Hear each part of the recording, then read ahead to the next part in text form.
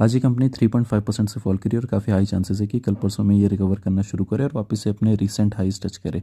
Company का नाम है बर्जर पेंट्स और बर्जर पेंट्स इंडिया की सेकंड लार्जेस्ट पेंट कंपनी है। अगर आप वैल्यूएशन वाइज देखोगे तो काफ़ी ज़्यादा सस्ती है। प्राइस टू बुक वैल्यू का लाइन चार्ट है, आप देख पा रहे होंगे काफ़ी ज़्यादा चीप है। मेरे ख्याल से इतने इससे चीप कभी इसका प्राइस टू बुक वैल्यू गया नहीं। प्राइस टू अर्निंग भी आप देखोगे वो भी काफ़ी सस्ता है, मीडियन 62 का है और अभी 55 के आसपास है।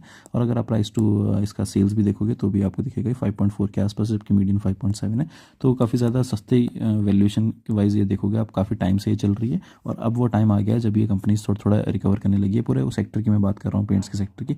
इसमें भी अगर आप देखोगे तो ये एशियन पेंट के साथ आप इसको यहाँ रख सकते हो। हालांकि एशियन पेंट बहुत बड़ी कंपनी है, लेकिन इससे नीचे कैंसाई नैरोले की जो 18,000 करोड़ की कंपनी है और आपका बर्जर पेंट 61,000 करोड़ की। और उसके हिसाब से अगर आप वैल्यूशन देखोगे तो वैल्यूशन काफ़ी फेयर आपको लगेगी इस कंपनी की। बट अगर आप साथ में इसके रेवेन्यू ग्रोथ भी देखोगे तो रेवेन्यू ग्रोथ अभी अकेली कंपनी है 3.9% की रेवेन्यू ग्रोथ, जबकि बाकी नेगेटिव ग्रोथ यहाँ रिपोर्ट कर रहे हैं जो इसके आसपास की कंपनीज है। तो इस मामले में काफ़ी अच्छी है, टॉप लाइन को अच्छे से मेंटेन कर रही है, ग्रो कर रही है। फिलहाल के लिए लेटेस्ट क्वार्टर में थोड़ा सा मार्जिन इन्होंने प्रेशर झेला क्योंकि टॉप लाइन मेंटेन करनी थी ना अच्छे से ग्रो करने की। आप इसी कॉन कॉल सुनोगे तो और कॉन्फिडेंस आएगा, क्योंकि मैंने सुनी है तो ओवरऑल जो कॉन्फिडेंस स्टॉक में है उसके बेसिस पे मैं बोल रहा हूँ।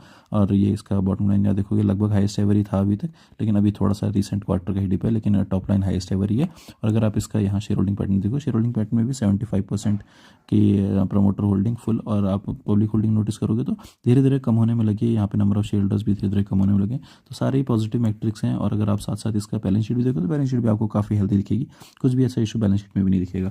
अब अगर हम चार्ट में आते हैं, चार्ट में मैं क्यों कह रहा हूँ कि ये रिकवर करेगा, क्योंकि चार्ट अगर आप नोटिस करोगे जिस लेवल पे अभी है ये बहुत ही इंपॉर्टेंट एक सपोर्ट वाला लेवल है।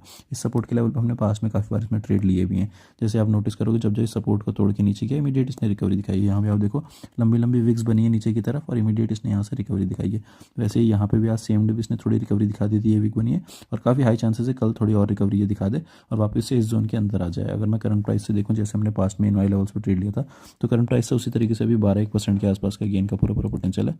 यहाँ से अगर मैं गेन इसका नापूँ तो ये इसका होगा करीब ये वाले लेवल तक 13-14% के आसपास। हालांकि इससे ऊपर जाने के पूरे पूरे चांसेस है, बट ये टाइप की कंपनियों में थोड़ा अलग तरीके से ट्रेड होता है। ये लॉन्ग रन में भी अच्छी कंपनीज होती हैं, इनमें डाउन साइड लिमिटेड होती है, बट इसमें सही तरीके से एंटर करना चाहिए। यानी कि इस तरीके से जैसे मैं इसमें एंटर करता हूँ कि कुछ क्वांटिटी में अभी डालूंगा, कुछ क्वांटिटी में अगले इस फाइनल सपोर्ट पर डालूंगा, जहाँ हमने पहले भी यहाँ पे भी ट्रेड किया है फाइनल सपोर्ट पे। तो ये भी एक अच्छा लेवल है। अगर फाइनल सपोर्ट तक पहुँच जाती है तो वापस इसकी ग्रोथ का पोटेंशियल और भी ज़्यादा बढ़ जाता है, करीब 30% के आसपास का पूरा पूरा पोटेंशियल होगा।